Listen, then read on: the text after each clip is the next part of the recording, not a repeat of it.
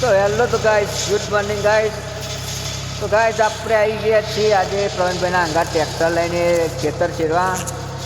તો ગાઈસ જોઈ શકો આ પ્રવીણભાઈ ટ્રેક્ટર લઈને કલ્ટી મારે છે. ગાઈસ આ જેનું ખેતર છે તે કોમેન્ટ કરી નાખજો. તમને બતાવું, જુઓ બગલો છે કેટલો બધો આવી ગયો છે. એવા તો 15 થી 20 બગલો આવી ગયા છે. અને આપણે શાળામાંથી નીકળી પર આવીએ ઘેર. શાળામાંથી રજા મળી છે એટલે આપણે ઘેર આવી ગયા છીએ. આ જો ઘઉં છે કે નહીં, ઘઉં કેવા ઉગ્યા એ બતાવી નાખું તો હમણાં ખાલી ઉભા રહે. તો જોઈ શકો આ ઘઉં કેવા છે.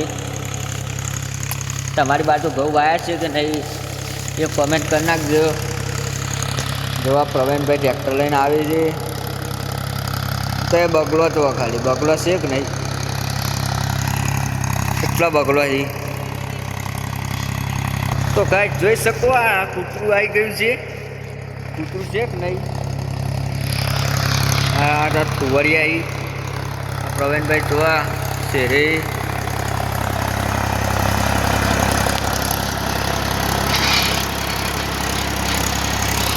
જોવા કલ્ટી છે ડાયરેક્ટ નહીં. આ બગલો તો ખાય છે ને બગલો કેટલો આવ્યો અહીં.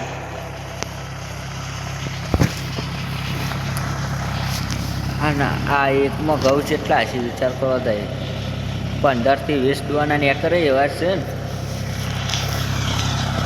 જુઓ ખાલી પ્રવીણભાઈ છે ને ટ્રેક્ટર લાઈનના ડ્રાઈવર. કાંઈ જોજો ખાલી થાય બગલો હમણાં હાલત ચેરી દોડવા માંડશે.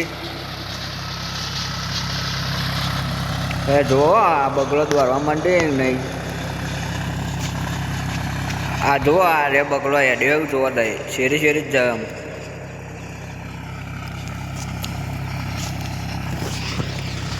તો ગાઈસ આપણે આટલો બ્લોગ પૂરો કરીએ. આપણો બ્લોગ ગમે તો લાઈક શેર અને સબસ્ક્રાઈબ કરી નાખજો. આપણે હવે પ્રવીણભાઈના પાન જશું. તો બ્લોગ ગમે તો લાઈક શેર સબસ્ક્રાઈબ કરી નાખજો ગાઈસ. ચલો બાય બાય.